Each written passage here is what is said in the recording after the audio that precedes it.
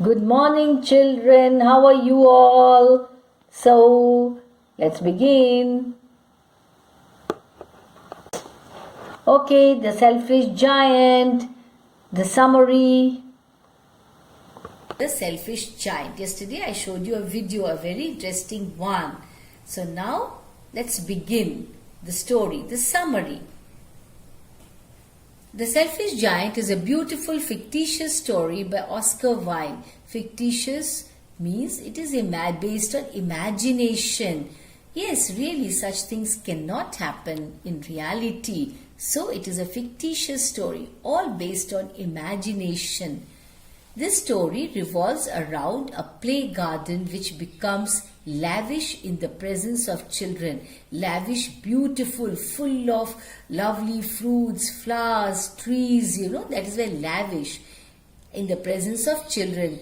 Even the garden loves small children, and dries in the absence of children. So when the children run away from there, the garden becomes dry. This story teaches us to treat kids in the right way. That means we should be very kind to small children. So, let's begin the story. The summary first. There was a lovely garden in a city. Kids used to play there after school time. So, there was a beautiful garden in a city and children, after their school was over, they used to go and play there. There were numerous grass, flowers, and peach trees there. So all these things were there in the garden. They used to cheer the kids and bird used to sing mesmerizing songs, lovely, beautiful songs. The birds were also happy to see the children there. In the spring, plant brought flowers, while in winter they were giving sweet fruits. So the trees would be full of flowers and fruits and all that. The kids were happy like never before. But this happiness did not survive long. So this was a short-lived happiness for some time. Okay. The arrival of the selfish giant. So now what happens? The selfish giant arrives there in the garden. The selfish giant was at his friend's home for 7 years, but now he had returned. Now he has come back to his own home. He scolded the children playing in the garden. So when he saw the children there, he was very angry. He started scolding them and so raised the wall around the yard. So the height of the wall was increased. Why? So that the children could not come and play in his garden. That is the reason he did that. Okay. Now, there was persistent winter in the garden. Now there was only winter in the garden. The trees, grasses and birds were set as they were very unhappy, and there was no one to hang around there. So twigs and listen to the birds' songs. Trees stopped blooming and bearing fruits while the birds stopped singing. Now the spring came. In the whole country it was the season of spring. But here it was winter. In the giant's garden it was winter. Now the spring came in the whole country, but it did not enter the giant's garden. You know why? As a result, there was still winter. Once a flower raised his head, he saw the notice board by the giant and retracted back. Children not allowed. So that flower, by mistake, it had peeped out, raised its head, and then it went back, Let us see what happened after that. Restless giant. Now the giant was restless. He did not understand the cause of such a long winter. He was wondering, why is it winter in my garden? The snow had covered the grasses with white sheet and frost had painted all the trees with silver color. So there was frost and all over the trees. Frost and snow. Only frost and snow, and there was north wind. North wind means very cold, chilly winds that blows from north. Winds from the north roared throughout the garden with the terrible sound, with that noise it was roaring in his garden, North winds brought hail to the garden. Hail broke all the chimney and the roof slates because it falls with great force and pressure. The arrival of spring in the garden. Let us see. One day, children made a hole in the wall and entered the garden. Now the spring came. Birds started singing. The giant woke up. He had not heard songs for a long time because it was winter. Birds were not singing. Birds chirping felt like king's musician to him. That made him happy. The giant woke up and looked out. He looked out of his window. He saw children playing in the garden and trees welcoming the kids by lowering their twigs. Twigs are those narrow, small branches are called twigs. The giant understood why spring came so late. He understood because children were not there in his garden, so it was still winter. He saw a kid in the garden alone trying to climb the tree. Frost and snow were still there on that tree, on the branches. But the kid was still too small to climb. He could not reach the branch of that tree.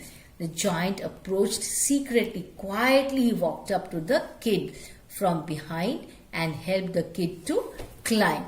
The kid was happy and he kissed the giant's cheek.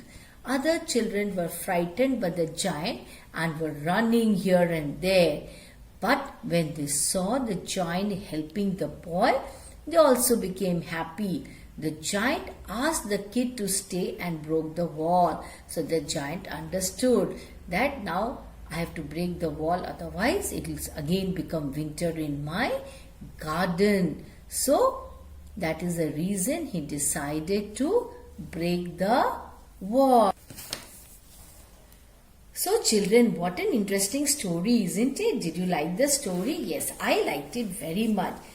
So, this story tells us so many things. First and foremost, what does it tell us? It tells us that we must love small children, Small children, it is said that they are like God, Why? They are so innocent. They do not know. They know only what is correct. The truth they know. They do not know. They are so innocent. They do not know the wrong things. They do not indulge in any wrong doings. Why? Because they are innocent. See here, nature also becomes happy on seeing the children. But when they were not there, what happened to the garden? Then nature also became sad and it stopped bearing flowers, fruits and all that, and there was only frost and snow all around. What does this show? That without children, nature became unhappy. Yes, why did that happen? Because the giant drove the children away and he constructed a big huge wall so that the children could not come to his garden. See, so what does this show? It shows us, it tells us that small children are like small gods, So you must treat them. How? With love and affection. And small children, they are so innocent. They understand only the language of love and affection. If you are harsh to them, they become so frightened like it happened in the story. If you are harsh to them, if you scold them unnecessarily, what will happen? They will run far away from you because they are so innocent, So treat them well. They are small innocent children. Treat them with love. Treat them with kindness. And that makes them so happy. If children are happy, see here, nature is happy. If children are happy, we all will be happy. We all love to see small children, bubbling with joy, running around with happiness, playing. Because that age is such, they are small innocent children. Small children always, you see, they love playing in parks and gardens, especially after that hectic day in school, carrying those big fat school bags, Actually, they eagerly wait for that time. Which time? For evening, to go out and play in the garden, to enjoy with their friends. So, we must also love to see that. We must also derive enjoyment from their enjoyment. So we must love small children. Treat them with love, care and affection. The missing kid. Now onwards, children played in the garden and thanked the giant. The giant, children, be very careful about the spelling of giant. It is not giant. You say giant and you write giant, G-A-I-N-T. Why? Because you talk like that, giant, the giant. No, not the giant. There is no such thing as giant. So if you pronounce correctly giant, you will not make any spelling error. Okay, remember that. So what's the pronunciation? Giant, not giant, giant. In your respective homes, you say along with me, say giant. Once again, repeat after me, giant. Are you getting the correct pronunciation? Very good. The giant asked about the small kid. Other kids were also not knowing about that little kid. That means everybody is searching that small little kid. The giant loved that small little kid. Yes, they told that they also saw that kid for the first time. So nobody knew where he was. Days passed and the giant was still missing him because he was the boy who kissed him on his cheeks. So the giant is missing that small kid and nobody knows where he is. Okay, the arrival of the mysterious kid. Years passed and the giant grew old. You can see there, he's sitting on the chair. Now the giant is what? Old. Old means obviously he will become feeble. Feeble, I told you, feeble means weak. So now the giant is old and that is why he becomes feeble. He is weak now. But he never forgot the kid. He now did not fear from the winter as he knew winter is just passing by. Yeah, it is one of the seasons. One day he saw the small kid playing on the same tree. The giant became happy and ran towards him, shouting, "Where were you? Where were you?" Once he reached near the kid, he saw big nail scratches on his hand and feet. The giant was in a rage. Rage means angry. He was very, very angry, asking how this happened. The child replies, "These are wounds of love." That means somebody has wounded him out of love. But can this really happen? If somebody loves you, can anybody harm you? No. The boy was an angel. He had come to take the giant to the paradise. He's God. He's Lord Jesus. He has come to take the giant to paradise means what? He has come to take the giant to heaven. The child replied, "Once you led me to garden. Now I have come to take you to the paradise." You remember the giant let the child play, that kid play in his garden. So now he tells him, "So once you allowed me to come to your garden to play, now I have come to take you to the paradise." Why? Because now it's time for the giant to die. Why it's time for him to die? Because now he is very, very old. Yes, next day children came in the afternoon to play. They saw the giant lying dead. So what happens next day when the children come? What do they find? They see the giant lying dead.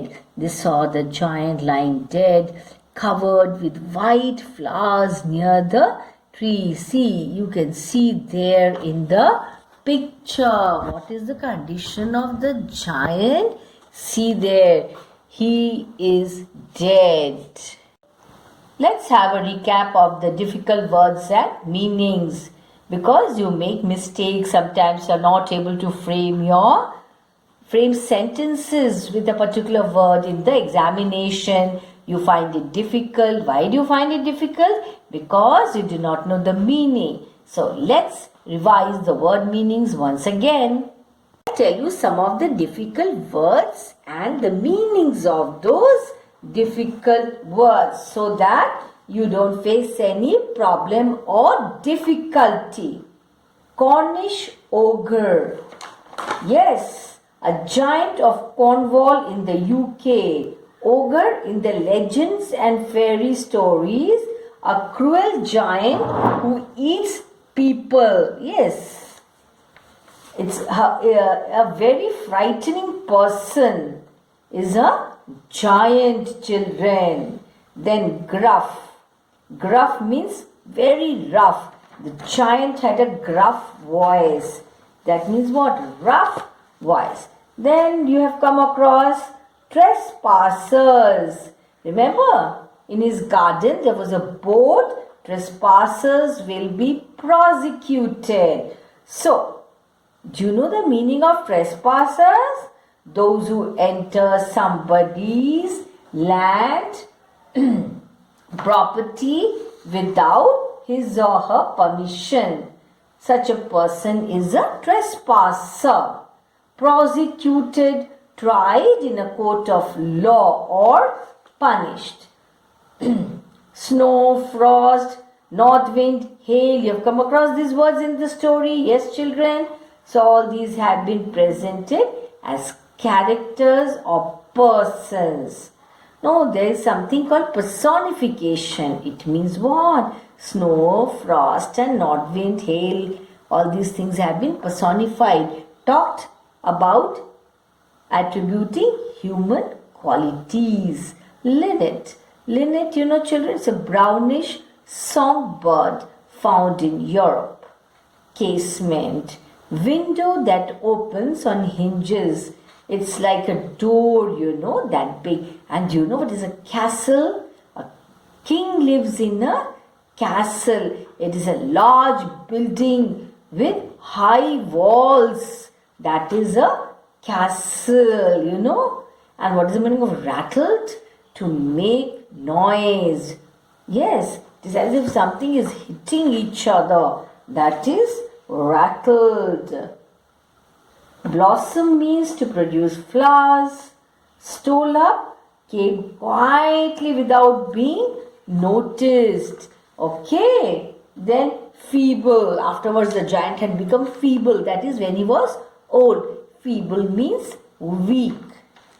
Slay. Slay means kill. And what is the meaning of nay? Nay means no. Yes, children. So who art thou? That means who are you? That is the meaning of who art thou. Now let's have a look at the biography of Oscar Wilde, the one who wrote The Selfish Giant. Now let's have a look about the author. Who's the author? Oscar Wilde, I told you. Yes, 1854 to 1900, he was a brilliant author, playwright. See, he wrote lovely stories like The Selfish Giant. Did you like that play? I liked it very much. So interesting. Yes, he was born in the middle of the Victorian age, the period of English history during which Queen Victoria reigned. Reigned means ruled from 1837 to 1901. During this period in English history, the country was undergoing many radical changes, all of which contributed to the way in which the people who lived during this period lived and thought. In modern times, Victorian society is generally remembered as one that was puritanical, repressive, obsessed with the appearance of respectability. That means they wanted that people should respect them. You know, they were obsessed with that.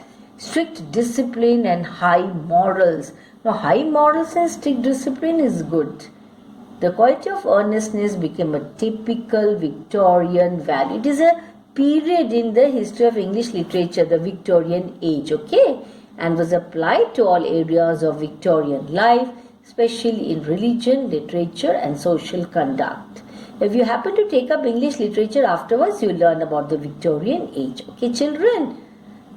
Though somewhat one-sided, the term Victorian is also associated with the negative qualities such as narrow-mindedness, double standard, hypocrisy, repression, and extreme consciousness.